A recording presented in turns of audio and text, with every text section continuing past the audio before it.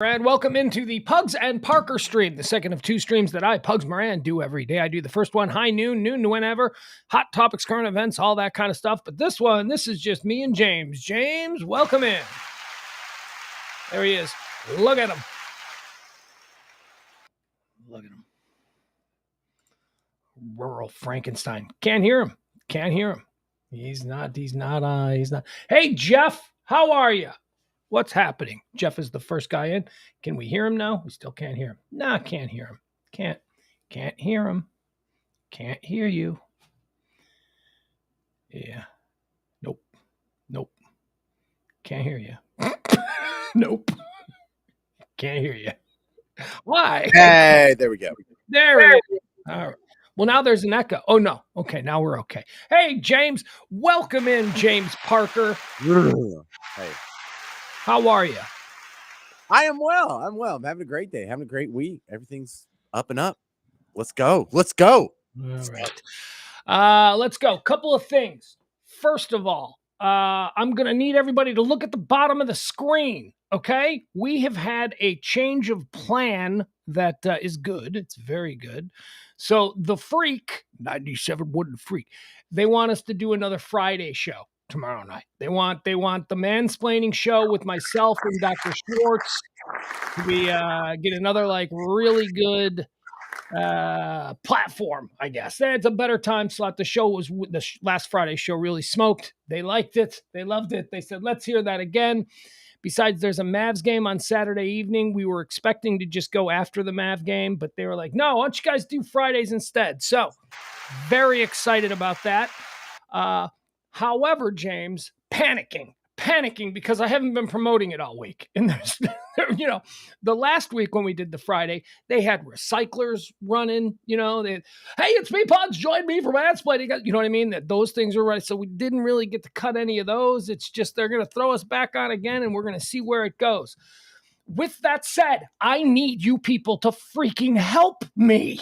I mean, my God, are any of you willing to be callers? And I'll tell you why. This week it's real important because we didn't have time to promote it, because we don't want to go there and just we need to take calls. I desperately need you people to send an email to mansplainingradio@gmail.com and say, yeah, Pugs, I actually have an issue. I have something that I would like to talk about. And then, it's like Loveline. That's all it is. It's just fun. I don't even care if it's true. You people can make up whatever you want. Nobody knew. By the way, and I'll say this again, James, did you ever hear that story that I've been telling? It's a great, it was a podcast with Adam Carolla, Dr. Drew, and their original producer. And they were talking about the early days of Loveline and how nobody thought it was going to be a success. And it was really, Dr. Drew was just like, I just kind of agreed to do it. And then it took off and suddenly I'm not a doctor anymore. I'm a team. You know what I mean? It was like that kind of thing. It was Adam, Drew, and their executive producer, their original executive producer. And they talked about how for the first 6 months, they had nothing but all of these friends of theirs who were Hollywood actors who were and they were joking about how they didn't even know if any of that stuff was true in the first 6 months. But they talked about how it was important to them because it taught the listener of KLSX in LA what they were looking for. That's what we need. That's what we need for tomorrow. So if you can help me out, Jesus Christ, if you can help me out. Seriously, none of you people I've been asking for a long time, but this is really important now. You know who does? You know who can be depended on every week? Jeff Glenn. Jeff Glenn is like the world's greatest caller. He's been calling into radio shows in this town for years. Jeff Glenn calls in all the time. Help me. Just reach out, whether it's via DM or whether it's via Facebook or just mansplainingradio@gmail.com and say, actually, yeah, Pugs, I got something. It's not going to kill you, but it is going to help me immeasurably. All right. And there you go. No, I'm done. And if you need more, you got right there at the bottom of the screen. I think the email is down there on the bottom of the screen if you need help. But oh my God. And last week, and don't be angry. Last week I think we had 4 planted callers because we were like panicking. We're like, what if we just have these long stretches where there's no callers? Because that station doesn't take calls. turns out we were the first show in the history of the Freak to use the new phone system. We were the ones who found out that it didn't work, that there were all kinds of problems with it. So, but anyway, that's where we stand. We need the help. Last week we had 4 planted callers, and luckily we used 2. I think only 2 of them got on the air. And one of them was totally legit. It was just somebody I said, you got an issue? And they're like, yeah, I got something you can help me with. And they called in. There's a chance that, we'll have you and then we won't get to you. And you know what? Then thank you so much. But please, if you're willing to help out in a pinch, help me out. Help me out. All right. How are you, James? There you go. That's it. I'm not going to talk about mansplaining. Actually, that Wayne guy there is a good caller. We haven't tapped yet. Wayne has been a regular character on various iterations of the James Show. I don't know Wayne. Wayne! Mm-hmm. He's a player, man. He's one of the witty ones. Dude, I am super stoked tonight. You know what? Not because I just had this surprise mansplaining Friday show dropped in my lap and I had to cancel Six Flags with the kid. He didn't take that well. Sorry, I gotta work. It's more important, kid. Your life will be filled with Six Flags if your old man can make this work. So, let's let Dad go and do the job, and then Six Flags is in your future. But James, I don't know.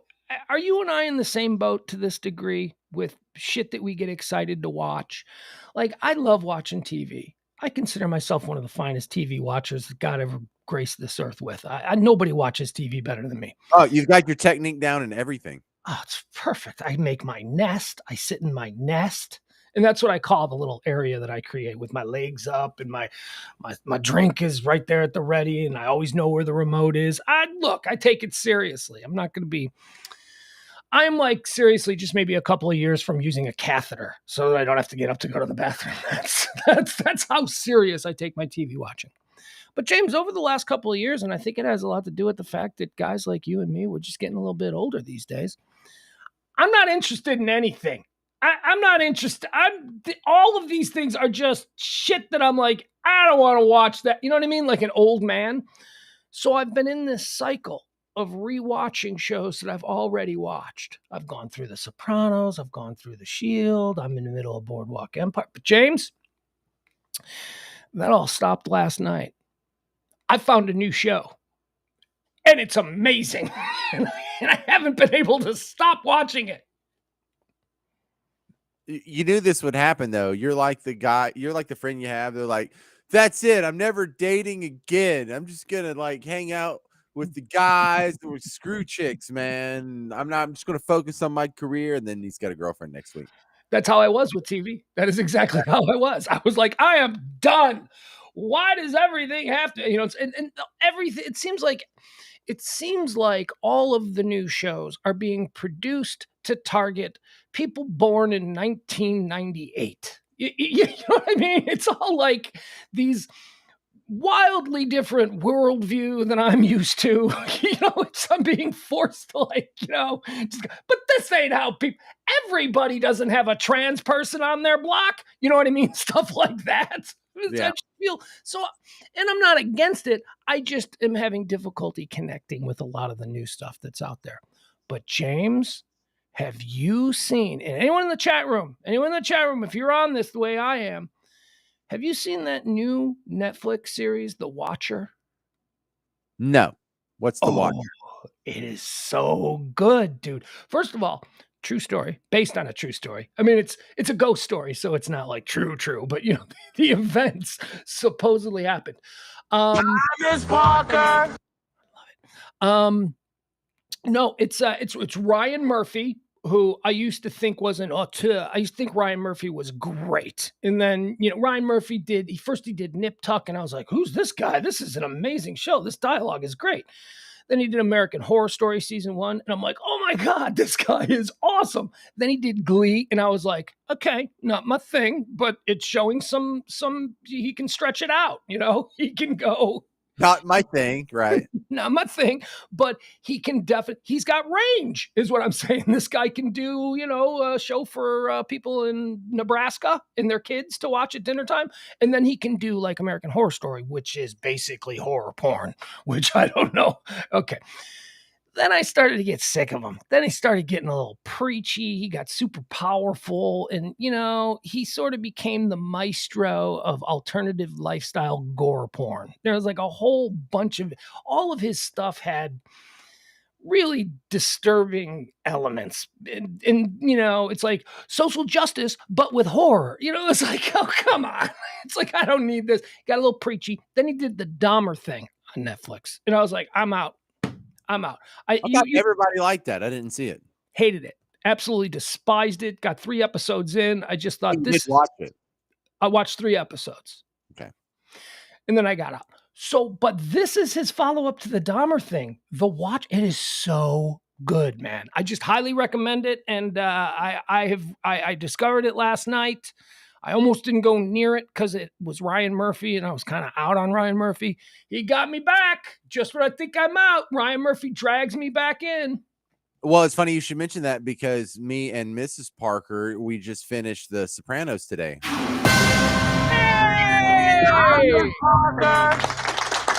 Taking it forever. My God, what do you have? Kids and a life? It took you months to get through The Sopranos. So the floor is yours. Okay, so my entire Sopranos experience was tainted, but it was tainted because when the Sopranos finale happened, oh yeah, good point. Black whiskey, we love you. I want to drink more of you if I can only find you. But when the Sopranos finale happened, I was working in talk radio, and we had to do we used to talk about the Sopranos on Pugs and Kelly quite a bit, and I wasn't on the show when the finale happened, but I was in talk radio when the finale happened. So the people adjacent to me were talking about it, and I had to read up on it, but I didn't watch it. You think I could afford HBO when this thing was happening, 2007 or whatever? I know what you were making when you were working for me, so no, yeah. You probably couldn't. So this is literally the year that I met my wife, and I was like renting a spare bedroom from a lesbian couple. So HBO was not a thing for me. So I just read about it, and so I knew how it ended. And so this whole time I've known how it ended. I didn't know Chris Moltisanti was going to die until he died. Spoiler alerts.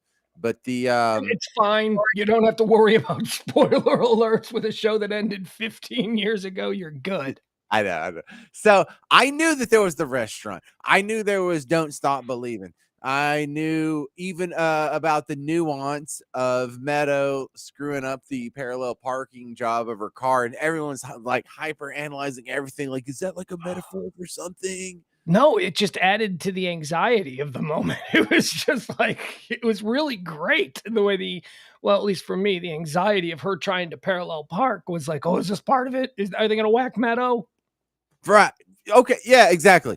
So I remember that entire phone systems were jammed with phone calls to their cable provider thinking that their cable had just been cut off because there's an awkward black and it doesn't fade to black. It just blacks on you and it's out for like 20 something seconds and then it comes back and it's credits. So I remember the reporting at the time were that millions of people thought that their cable just dropped out and then millions of dummies. And then came back on 30 seconds later and they missed like Tony getting whacked or whatever it was, or maybe Tony was about to get whacked and he survived, or it was AJ or who knows. So no, if it was anybody, it was the dude in the members only jacket who went into the bathroom and then came out. That dude was dressed like a New York guy, like a New York family guy. Like the members only jacket. You didn't notice him? Okay. No, I totally noticed that guy. It focused on him quite a bit, and to the point where, like, am I supposed to notice this guy? Okay, fine, I notice this dude. I don't know what he's up to, but they're going to keep an eye on him for me, apparently. And so I remember the theories at the time, and it seemed about 60-40, where 40% were like Tony's about to get whacked, and just in the way that earlier in that episode when Phil got Leotardo, when he got taken out. It was in a manner where he was just talking and a bullet hit him. Like he didn't even know it was coming. He was dead. he didn't know there was an attack. He wasn't even looking that direction. He was looking this direction, and it happened this way. So if you were doing it from first person Tony, which the show kind of is sort of from first person Tony, then he wouldn't see it coming. If that guy that you were watching in the members only jacket was the guy that was a hitman that was just going to kill him, that would be the last thing Tony saw. It would just go to black. There would be nothing there. And so I could see, I remember about 40% of the people who saw it thought that that was the ending. The other 60% saw that, hey, they just won. Phil's dead. This is how it resolves, and they're going to the next step. And we didn't see like the beginning, middle, and end of the Sopranos story. We just saw a little 7-year chunk in a saga that's been going on way before we joined them, and that's going to keep on going way after we leave their story. Okay, I love that. So you don't think he was killed? You No. think, James? Let me tell you something. You and I, pal, we have the exact same. Now, let me tell you what the ending is, and we can address what Jeff is saying down there. David Chase did say that Tony was to die. That's not exactly what he said.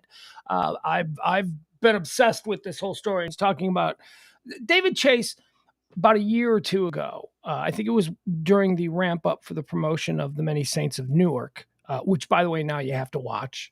That's next. He was answering that question, and he didn't say that Tony died in that scene. What he said was that it was basically the whole thing about, that guy's life is always going to be on a tightrope between life and death. I mean, he's chosen that life. Now, here's my takeaway from it. In that scene, you're absolutely right. It doesn't end there. The story goes on. That's just where this particular storyline ends. But Tony goes on. He lives this life. We don't know what happens, but that's the point of the series. That's why Tony was having these anxiety attacks, because he lived in two different worlds. He lived in this world of the best onion rings in the state at the diner with his family, and in the world where at any minute he could get his head blown off, right?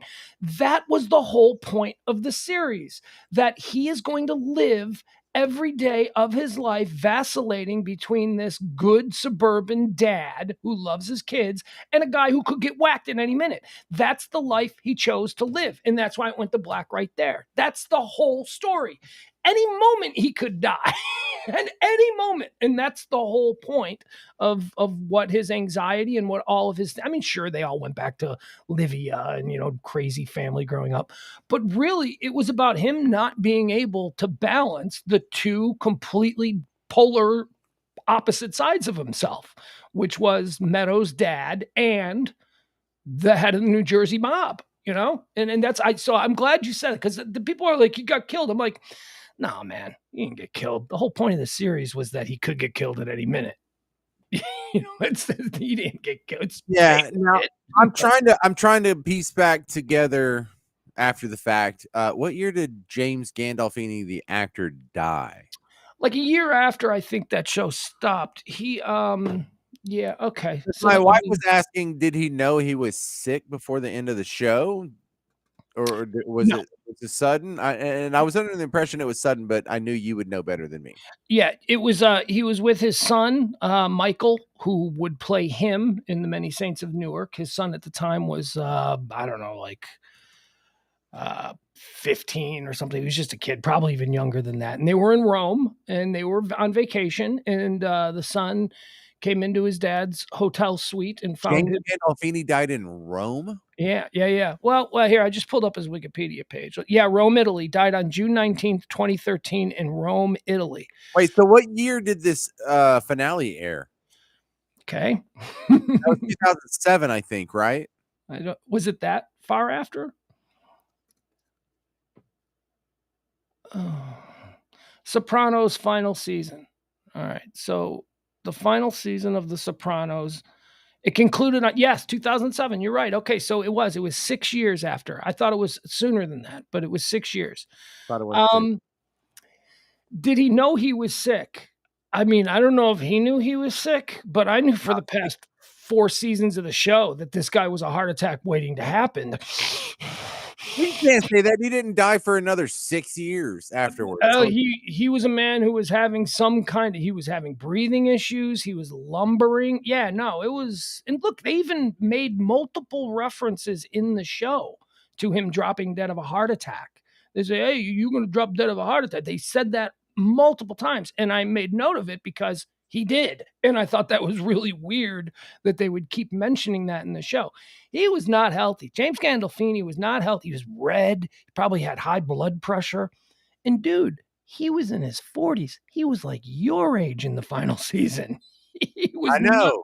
Isn't that Yeah, well, the crazy? character was 47 the last time he made a reference to it, and I'm 45. He died at 51 years old. So what was 7 years before? So if he died at 51 minus 7, that's 44. He was 44 in the last season of The Sopranos. Maybe 45, depending on his birthday. Okay, 45. yeah. Yeah. I My mean, age. Wow. he did not seem healthy for a Hey, babe, 45-year-old I'm in man. better shape than we thought, aren't I? Right, Miss What's that? Parker? I just Miss Parker, aren't I in better shape than you just about Yeah. 5 minutes? Miss Parker. Yeah. So how did she like? How did she feel about it? She was confused at the beginning. I was watching her more than I was watching TV because I knew it was just going to go black in the restaurant. Because when they started the restaurant and he put on "Don't Stop Believing," oh, this is it. And so I even said, "Hey, pay attention to this part here because this is very." Because she was like getting something to drink or something, and she's like, "Okay." I'm like, "This is it. This is like the last minute."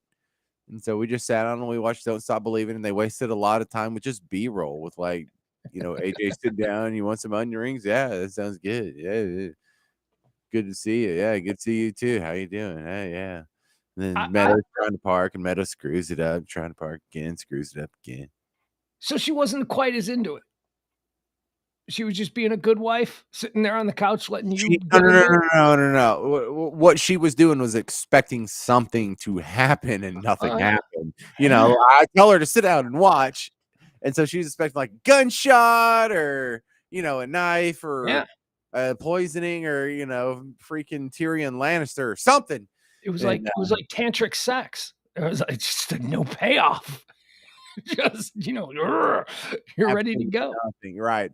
It's a lot of buildup for nothing. My son, who's 13 years old, has watched a couple of episodes of it with me, and he really likes it. Like he thinks it's really funny.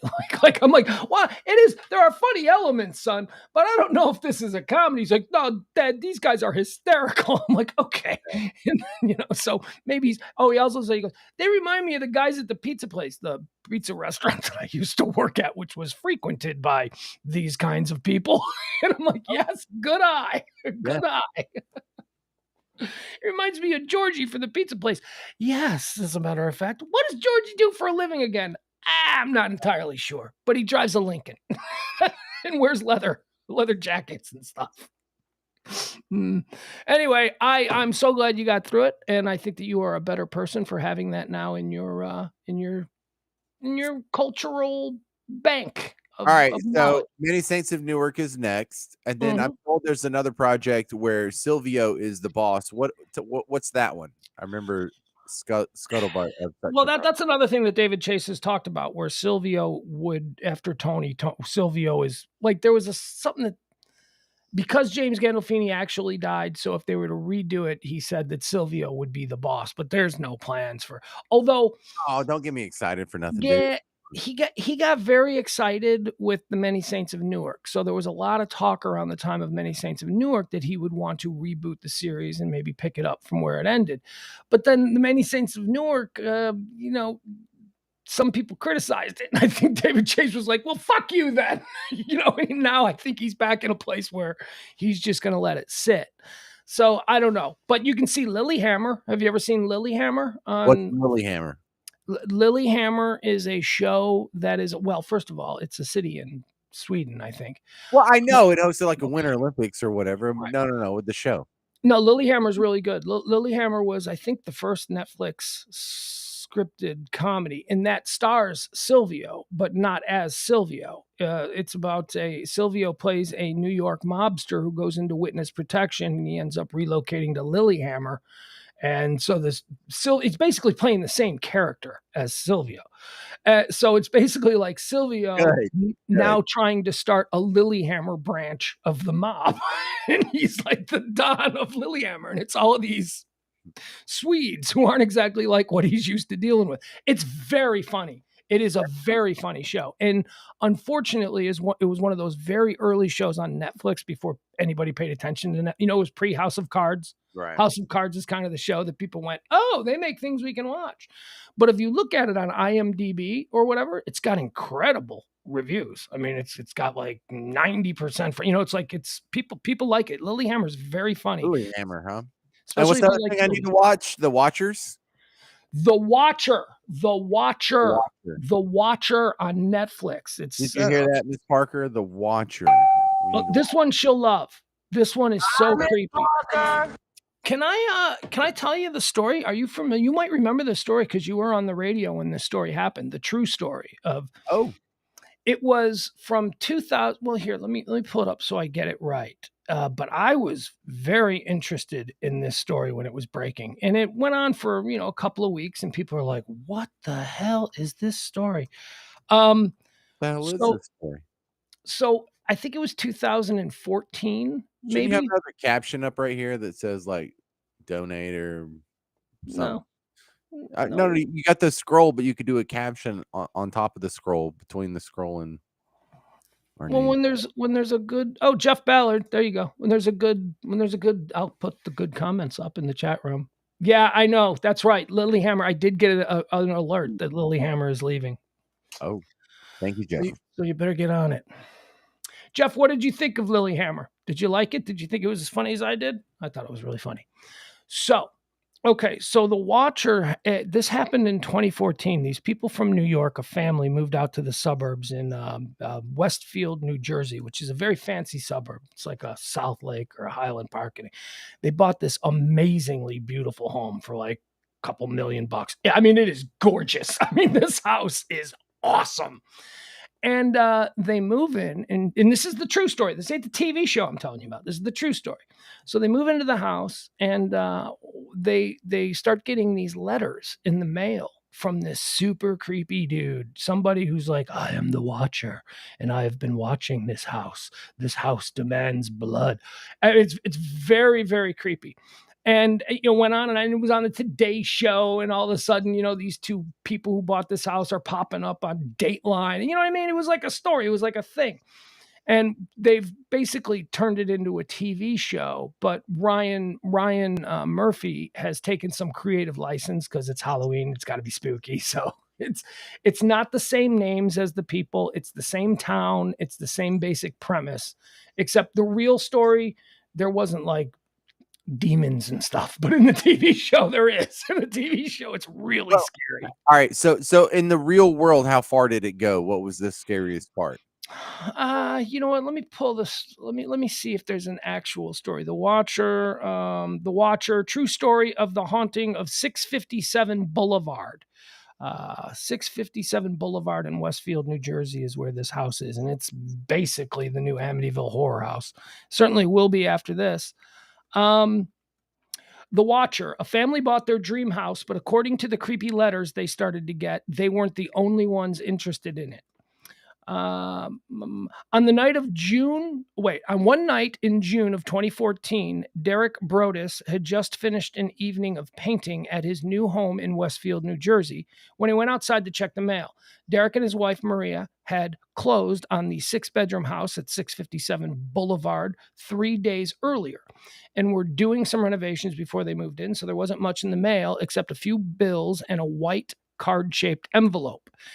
It was addressed in thick, clunky handwriting to the new owner, and the typed note inside began warmly. Here, I'll actually, dearest new neighbor at 657 Boulevard, allow me to welcome you to the neighborhood. And then it goes on. Hold on, I'll read it out. 657 Boulevard has been the subject of my family for decades. Now, and as it approaches its 110th birthday, I have been put in charge of watching and waiting for its second coming. My grandfather watched the house in the 1920s. My father watched it in the 1960s. It is now my time. Do you know the history of the house? Do you know what lies within the walls of 657 Boulevard? Why are you here? I will find out. All right, so that was the first letter that they get. Creepy. Okay. Yeah, yeah. Do you need, and it goes on, do you need to fill the house with the young blood I requested? Better for me. Was your old house too small for the growing family, or was it greed to bring me your children? Once I know their names, I will call to them and draw them to me. Okay. All right. So, now, and then as the letters become more frequent, he starts knowing all kinds of details. And this is the real one, not the TV show. This is the real one. Okay. And he starts all these details about their habits, about their kids, he's obviously watching them. He's obviously seeing, what they had for dinner and he knows the kids' names. Here's another letter they received. 657 Boulevard is anxious for you to move in. It has been years and years since the young blood ruled the hallways of the house. Have you found all the secrets it holds yet? Will the young blood play in the basement, or are they too afraid to go down there alone? I would be very afraid if I were them. It is so far away from the rest of the house. If you were upstairs, you would never hear them scream. Will they sleep in the attic, or will you all sleep on the second floor? Who has the bedroom facing the street? I'll know as soon as you move in. It will help me to know who is in which bedroom. Then I can plan better. Get out of here. Get out of here. And they just spent millions of dollars on this amazing house, and they're getting these creepy ass letters in the mail. I find this guy and I kill him. What's this guy's incentive to do this? What was his motivation? What's his motive? And James, that's the mystery that has never been solved. It's never been solved. They don't know. Now, Ryan Murphy in the Netflix show The Watcher takes some creative license as to what might be behind it, and it's really good. It's like really good creative license. He goes on. There's more. There's more from the letters. Cool. All of the windows and doors in 657 Boulevard allow me to watch you and track you as you move through the house. Who am I? I am the Watcher, and I've been in control of 657 Boulevard for the better part of 2 decades now. The Woods family turned it over to you. It was their time to move on and kindly sold it when I asked them to. I pass by many times a day. 657 Boulevard is my job, my life, my obsession. And now, you are too, Brodus family. Welcome to the product of your greed. Greed is what brought the past 3 families to 657 Boulevard, and now it has brought you to me. Have a happy moving in day. You know I'll be watching. I mean, this is real. So they got the hell out of there. They were like, all right, you know what? This is weird. They took a massive loss. Like there was no way for them all their equity was gone. Down payment is gone. But apparently it got so weird. And here's the other thing about this town. Do you know who John List is? Have you ever heard of John List? No, John List was a famous serial killer. He wiped out his entire family. He murdered his mom, he murdered his wife, he murdered his son, and he murdered his daughter. Yeah. And then John List disappeared for like 20 years. Like he just disappeared. Nobody knew where he was. He changed his name. He got a whole new thing. He was arrested finally like a couple of years ago, and it was a big deal. That's why I wondered if you knew who he was, because they had finally caught John List, who had been living under an assumed name, and he was married to a new woman, and he had kids of his own. But he had murdered his entire family in Westfield. It was in this town where these people moved in, where they started to receive these notes from the Watcher.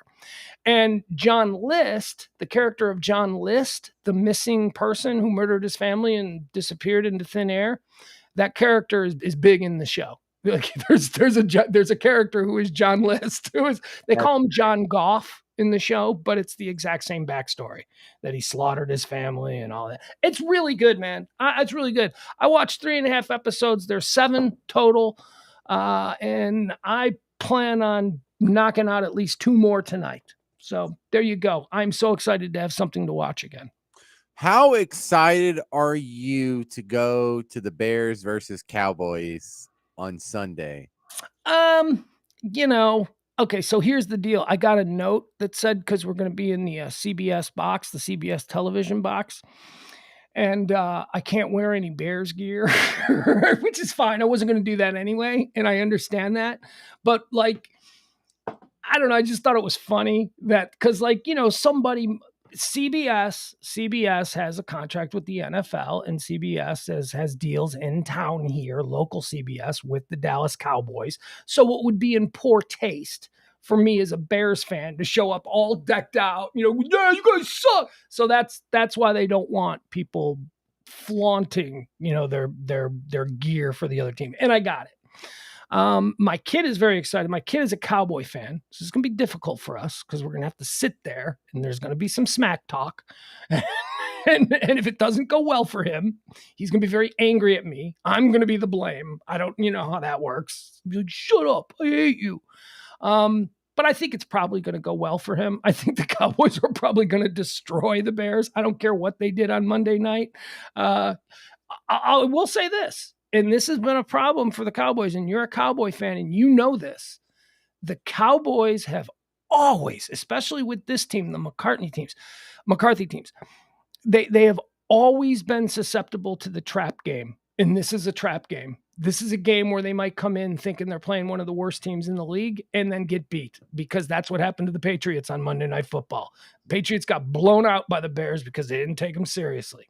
Well, the true definition of a trap game is when you're looking at the next week. Who are we playing a bigger team next weekend that we're Philly, isn't it? Isn't it Philadelphia? I don't. Yeah. That's good. Beat us a couple weeks ago. Anyway, yeah. So the true definition of a trap game is like when you have to play like Alabama next week, and so you're not really paying attention to Mississippi State, and they Western Ohio, and then you get beat. Yeah, Western Ohio. Is that even a thing? Probably. Yeah.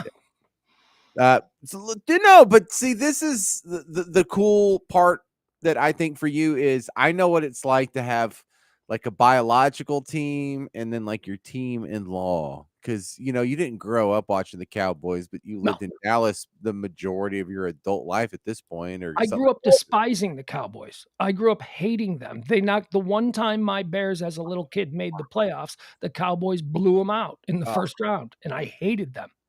God, I love hearing that. So when I went to New Orleans and I lived there for 16 years, I necessarily adopted the Saints. And the Saints were kind of like a backup team. Like if you're from where I'm from, you watch the Cowboys first, and then if the Oilers are on, you watch them. And if the Saints are on, you watch them because that's like next door. It's really close. And there's not another football franchise for a long ways away after that. Maybe Kansas City.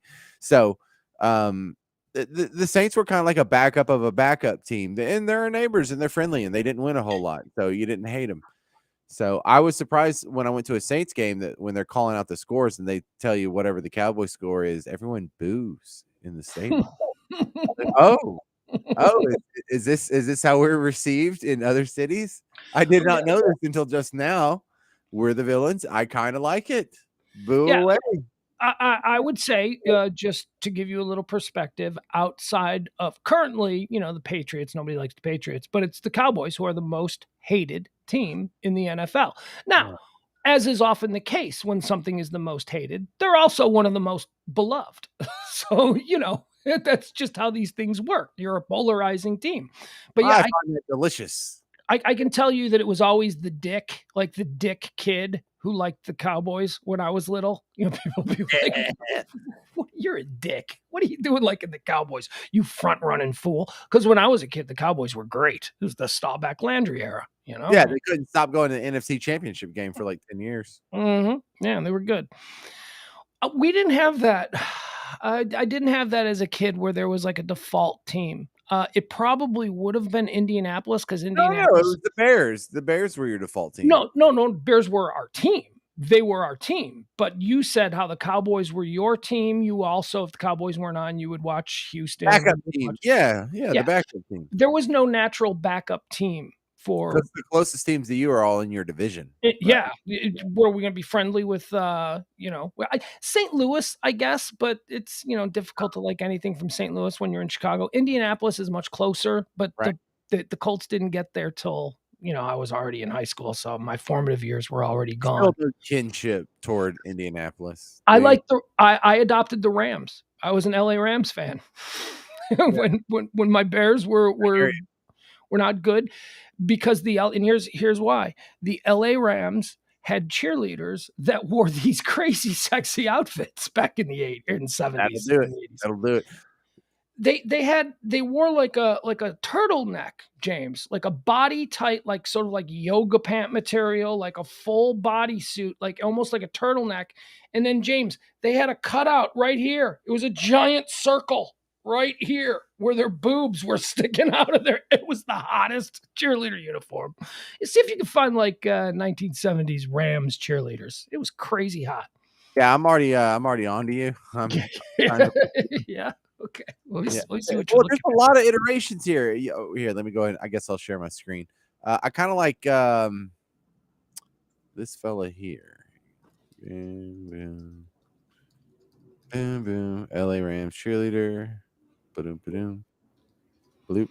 Now you got to bloop it up on the screen. All right. Let's start with this young lady here. What do you think of that? Yeah, that's not the one I remember. Let me see if I can find one of the one I remember.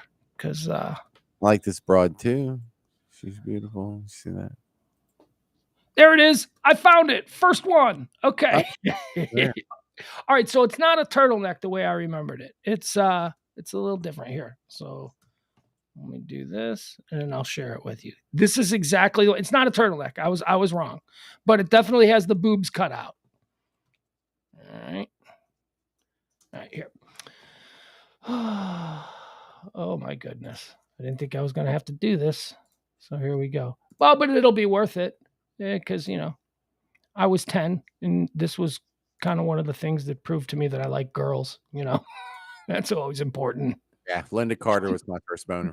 Linda Carter. Yeah. Charlie's Angels was very big for me. Linda Carter was big for me. 3 years old and going, I like that. I like that a lot. Here we go. Whatever she's doing, I like that. So here, see this one? There, this is, you can see, okay, so it's going to be, this is the uniform that I remember. This is why I became a Rams fan. Look at that. Did you see her? There's the captain there. You see how we got this action going on? Oh, I like that. That was big for me. Oh, here's another one. Yeah, see? There it is. It's like the boob window. Then the Rams cheerleaders had a boob window. And that is amazing. I love that. I love that. Oh, man, that is a life-changing hole in your garment there. And that's why I became a Rams fan. Woo! And Jack Youngblood. I love Jack Youngblood. Eric Dickerson fan, were you? But we're very no, this was before Eric Dickerson. I was an Eric Dickerson fan. This was in the Jeweler Thomas and Wendell Tyler era with Pat Hayden at quarterback. So you don't even know these, but I do because I had to memorize the team if they were going to be my default team. But yes, me and the boy are very excited about going to the Cowboy game on Sunday. It's his first NFL game. My kid thinks I'm a much bigger baller than I actually am, because left to my own devices, we'd be standing room only. We'd be lucky if we were, we got tickets. Yeah, I get it. They got us in the building. You know what I mean? That's kind of it.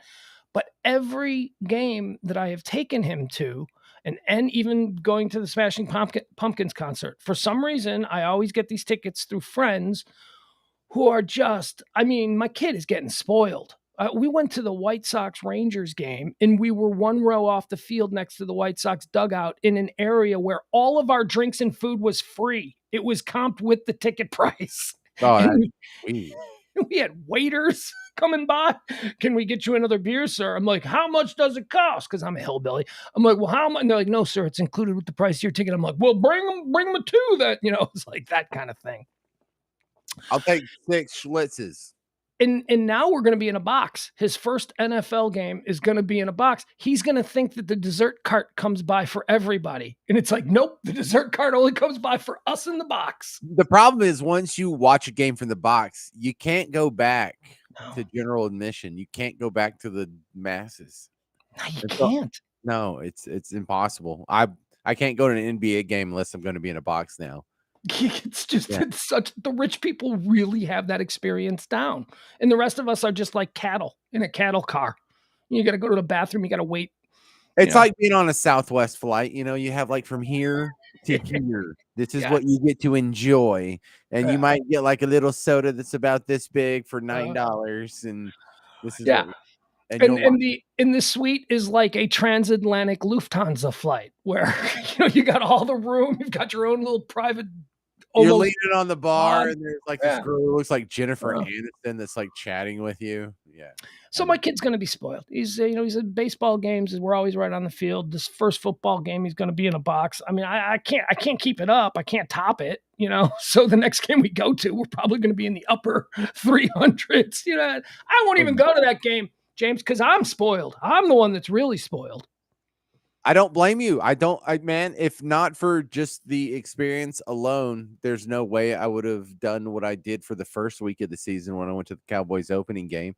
And now that I've done that, I'm not going to do it again. I don't want to go to a game unless I'm going to be in the box. I don't want to go to a basketball game, football game, hockey game, any of this. I need to be in a box. I'm not some sort of like prima donna, like, oh, I deserved only the finest of treatment. No, look, it's just it's not that. I'd rather watch it in my living room if I'm not going to be in the box. If I'm gonna be in the 300 level, I'm basically missing the whole game. I know there's a big jumbotron, but if I really want to watch the game, like if it's a really big game and my team is in it, I really don't want to go to the game unless I'm going to be in a box. I mean, I would rather watch it at home. I can pause it. I can rewind it. I can make my own instant replays. Bro, so we went to this Chris Stapleton concert last Friday, and the arena where it's at, my wife works for Brookshire's, and the Brookshire's Center in Shreveport is like the big arena, and so that's where the concert was. So we got like freebie tickets, but we had to like go sit in the regular seats, and some of her like bosses and department heads had a suite that was just like across the way, but we got to go in the suite for a while to hang out with some of her coworkers for a while. But then for the rest of the concert, we had to go back to our seats.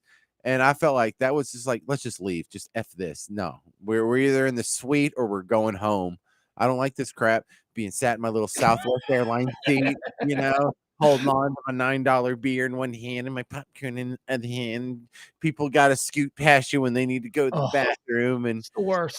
No, I need to be in the suite. I can see them in the suite. I see that they're across the way right there. And you know what they're doing? They're standing around. They got elbow room. They're talking to people. They're like leaning on like a table. And they got cocktails. They got actual drinks. They got cocktails, all you can eat wings. There's a buffet set up in there. And here's the most important thing. Private bathrooms. Private bathrooms can't be beat. And like when I got to go in there for like the like 15 minutes we were in there, I'm like, ooh, is this food? They're like, yes, we all had all we could stand. This is just our trash if you would like to eat. I'm like, oh, can I eat your trash? Yeah. And I was enjoying it like some kind of loser, man. The food that gets left in the sterno tray, the sterno fueled trays, the food that gets left could feed a Central American nation. I mean, it's just they throw it I'm out. supposed to feel lucky that this is what I get to have, the leftovers from these people. Is nobody going to eat the rest of this prime rib? Thunk into the dumpster. It's like, I'd have taken it home. You could pack that in some styrofoam. I'll take home 10 pounds of prime rib that people didn't eat in the CBS box. Sure thing. Yeah, the older I get, the more the less mature I get because I start to play the scoreboard game. I'm like, hang on, how come Paige gets to stay up here? She's from like Sulphur Springs, right? Why did she go down to the bowl seats down there? I'm an actual fan. Yeah. Look at Jeff. Let me draw your attention to Jeff's comment there. My kid can't think I'm that much of a baller because he's been waiting for a PS5 for 2 years. It's genius. I get one more. Knock me down, Jeff. Yeah. I can't get a hold of a P. That's why I'm overcompensating with good seats to events because I can't seem to acquire a PlayStation 5 for him. How about your son doesn't think you're that much of a baller because you're only employed part time and you live in your friend's garage? No, he thinks I'm a baller. He has seen me do a radio show and he's seen people ask me for autographs. So, Right? that's pretty good. He understands the complexity of the mature man. I think I messed up my kids because for 4 years there, I was on a TV show in New Orleans, and it was when they were like super young. And so I guess they just think if you want to get on TV, you just go to the TV station and you get on TV, damn it. Sure. Yeah, I think it's that easy. And they don't think it's very cool at all. Like, it was career day. They were saying, hey, they were telling me it's career day. And like some friend came, their dad came up and he's like a doctor or whatever. I'm like, you want me to come? I'm on TV. And they're like, yeah, but you don't do anything. You just like sit there and talk. Oh, man. They don't think it's cool. They don't think it's cool because their dad does anything your parents do becomes not cool. But it's also their reality. It's they take it for granted because that's what dad does and they see dad every day. But I'll tell you what, if you didn't do that, if you were a plumber and the next door neighbor was on TV, they would think that's awesome. They would think that next door neighbor is the coolest. Although, have you ever had that moment that really like okay, so it's happened a couple of times with my kid here since I've been back where somebody has heard me talking and they've gone, "You sound like Pugs from that radio show." I'm like, "Well, I am," and then, they're like, "Oh my God, I love you." And my kid gets to see that because my kid wasn't old enough, when we were doing the show, when the show was successful and all that kind of stuff. Yeah. But I had a situation, we were out and somebody said something and my kid didn't hear it. So I pretended like I didn't hear it. And I'm tapping my kid. I'm like, come here. I'm sorry, what did you say? And they said, I'm a big fan. Can I get a picture with you? Wait, I'm sorry. Can you say that louder? My kid's not paying attention. It was like I was working extra hard to get my kid. And then he was just like, oh.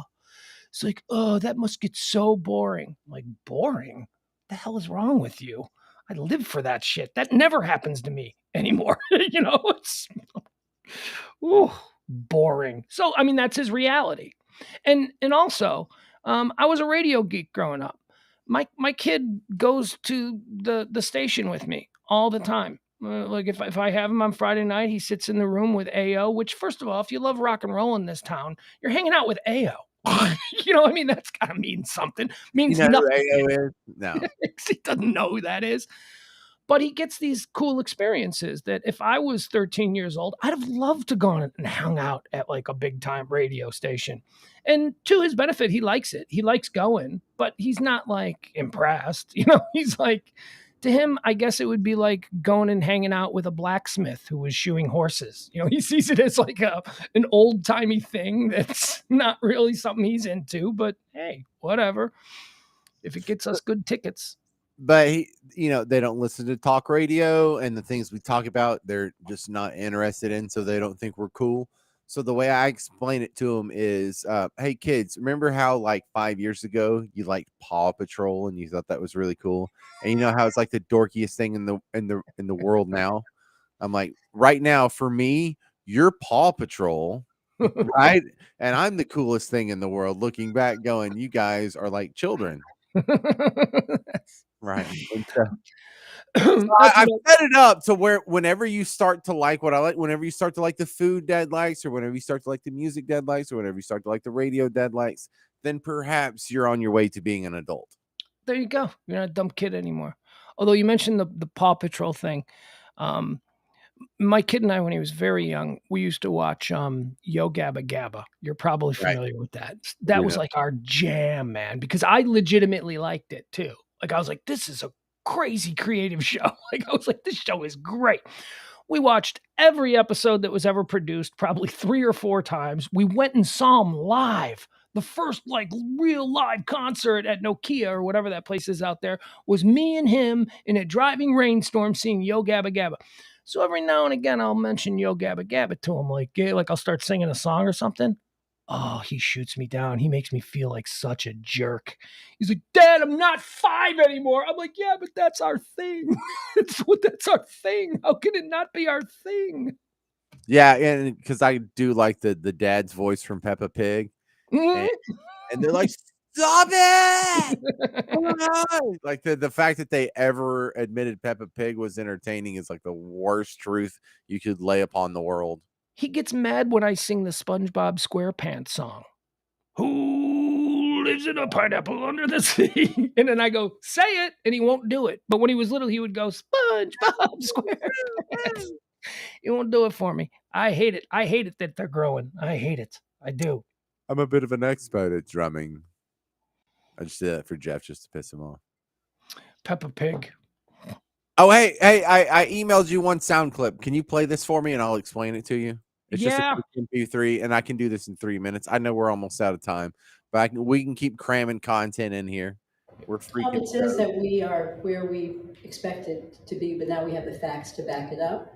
I think the one area that we are feeling positive about. Do you want to set this up? Yeah. All right. I'm like, what am I listening to? Go ahead. Right. Her name is Kim Davis. Okay. I'm sure she means well. She's the NHL, National Hockey League's executive vice president of social impact, growth, and legislative affairs. Okay. So the NHL had launched their first internal demographic study, and they were surprised to find that their workforce, Pugs, in the National Hockey League is overwhelmingly white. And the existence of white people in any organization is just a problem that needs to be solved. So this was her press conference this week explaining the NHL's findings, that they were just blown away to find that hockey's dominated by white people. All right, so really? It says that we are where we expected to be, but now we have the facts to back it up. I think the one area that we are feeling positive about is that 38% of our workforce are women. We've done a lot of work to improve in that area. And it's very consistent with our current female fan base of 40%. And so that's a great benchmark. Having said that, we know we have work to do with women of color, and we're leaning into that. I think the thing that you should take away from the workforce study is that it is a progressive outlook on how you begin to manage your talent. And it is progressive in that it's a self-identified report. So of our approximately 4,200 employees across the league and the club, 67% of our employees participated in it, and this is how they self-identified. And we will take this benchmark every 2 years and measure our progress over time. Okay. All right. Hey, good luck. Good luck getting black ladies to watch hockey. I don't know if that's gonna work out. Yes, because she obviously, for people paying attention, that was a black female's voice. And let's ask the black female. Do you think more black females should be employed by your employer? Sure, absolutely. What do you expect her to say? But congrats, America. We did it, man. Racism's over. Yeah, actually, it's funny you bring that up, because there is a companion story that I was going to talk about here tonight. We're going to bring it up. We're about to get the World Series, James. The World Series between the Philadelphia Phillies and the Houston Astros. I can't get what stat you're about to bring up. There were more black players in the 1947 World Series than there is in the 2022 World Series. That's the stat I was going to bring up. And in 1947, there was only one black player in the World Series named Jackie Robinson. There are no black players anymore in the World Series this year. And people are like, oh, we got a problem. Okay, first off, there are no American-born black players. I think that's what I mean. Yes, African Americans, right, who used to dominate the league in the 70s and the 80s. They dominated the league. Man, it's weird that they still don't dominate the league. Like, when did that happen? But there is one African American that's on the Astros roster, but he's injured and gone for the season. So, I mean, that little technicality aside, that is a wild statistic. the baseball for 70 years has tried to be like super inclusive and look at us, look at how diverse we are, and there are less African American players in the 2022 World Series than when it started in 1947 when the Yeah, first black player played. you just diversity yourself into no black people. I Or black Americans. I look, it seems so weird because in my childhood, it was a given. It was an absolute give. Like when Bo Jackson was a two-sport athlete, of course, you're going to be playing football and what else? Baseball. When Deion Sanders is a two-sport athlete, it's football and baseball. And, like, I mean, didn't black Americans just absolutely dominate, whether it's Frank Thomas or Darryl Strawberry or Doc Gooden or just thousand of them? Well, but you know what they're saying? Because I was reading an article about this, and they're saying that there are a number of like reasons for it, and one of the reasons is in the 1980s, the NBA became something different than it ever was before. The NBA was not really a big sport until you had the Showtime Lakers. That was the beginning of the rise of the NBA. But then Michael Jordan. When Michael Jordan came into the league, it like changed. Television ratings for NBA shot up like 100%. Like way more people were. I wasn't into NBA in the 1970s. It honestly took the Jordan Bulls and maybe a little bit of Magic Johnson, but that's what changed me. And I'm a diehard NBA fan now. And they're saying that it's been that it's the rise of NBA among African American youth. Like if you're a very athletic young guy, you maybe in 1960 would have played baseball. But in 2022, if you're you might be in the gym playing basketball because and because of those leagues have paid so much attention with the Nike tournaments and the local gyms and the McDonald's. They've done a great job, haven't they? Yeah. So they've basically, the NBA or the basketball machine has stolen the attention of the really gifted black athlete, and they're just not playing baseball anymore. Yeah, and see, as like I'm a soccer fan, and I'm so jealous that we only get to trickle down sport athletes, because anyone who's because like imagine if like I don't know who is going to be starting, because the World Cup starts next month in Qatar. I don't know who our starting goalie is going to be, but imagine if it was LeBron freaking James. Right? I mean, What if LeBron, instead of playing basketball, had decided to be a pitcher or had decided to play soccer, right? I mean, LeBron is just a world-class athlete. Every World Cup, it's about to come up. This only happens every 4 years, and I got to think of all the waste, because like Ezekiel Elliott, instead of being our left striker, is the running back for the freaking Cowboys. And I'm proud of you, son. You're doing great, but like we're just no. All the great athletes get sucked up by football and basketball and baseball and even hockey and maybe not baseball and hockey anymore, but definitely football and basketball. Those are the two that seem to get the 15-year-old standout African American athlete. His attention is drawn to football and basketball now. All right, download or go check out the Florida Stories podcast. Florida Stories, Florida Stories, Florida Stories, Florida Stories. Find it, listen to it, share it on your social media, and I'll love you forever. And you might not go to hell. You might not if you go. You might not. Well, he just left. I was going to remind him that he and the wife need to go and watch The Watcher, which, I'm already 5 minutes into my watching time. I'm going to go in the next room, and I'm just going to start. I'm going to try and whale through as many of the remaining episodes as I can. I'll tell you, the first 3.5 are really good. The first 3.5, it hits the ground running. It's really good. Are you going to help me with mansplaining tomorrow? I'm not kidding. I seriously need help. If you people want to participate, we need callers. I need callers to rely on. So here's what I need you to do. Send me a note to mansplainingradio@gmail.com and just say, hey, Pugs, I can do a call tomorrow. I'd love to. It's between 9 and 11 Central Standard Time tomorrow on 97.1 The Freak.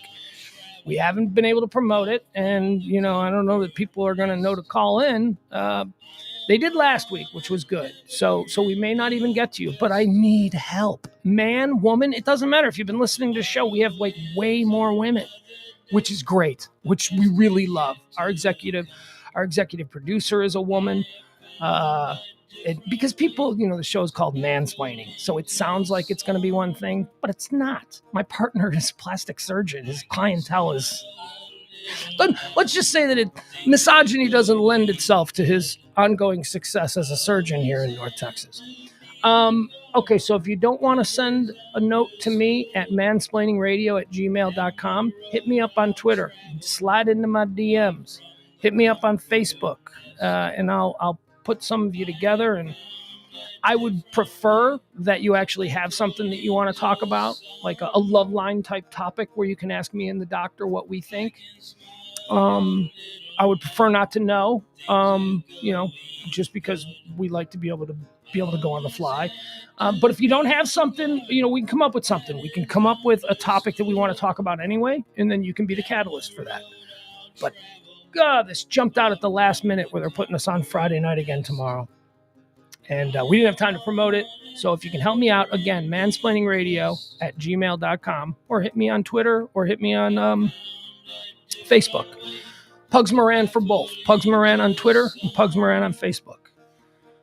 I need you guys to help. I just need some people that if the shit gets bad and like nobody is calling, I just need people that I can text. We'll exchange numbers and then I'll text you. I'll say, all right, now would be a good time for that call.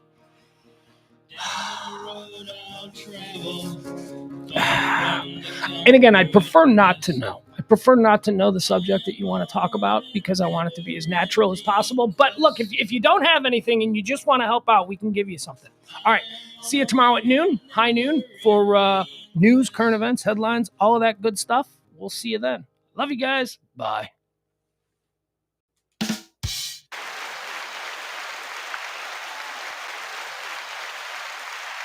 Oh, wait a second. Hold on. Wait a second. Where has Jeff Glenn been? Where has he been? I don't like it when some of you go missing for a couple of days.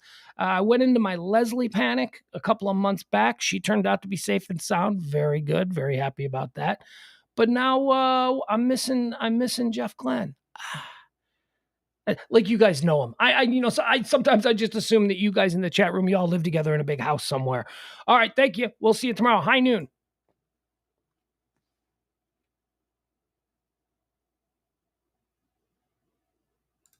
No, Jeff, you won't be on hold long because I will text you and say, call now. Adam Reyna is in Disneyland or Disney World with his kids. And I know that because he's posting like a crazy person on Facebook. So I'm seeing all of his stuff. Byron, where's Byron been? You know what? I'll have to figure that out. I don't know. Yeah. All right, gotta go. Bye.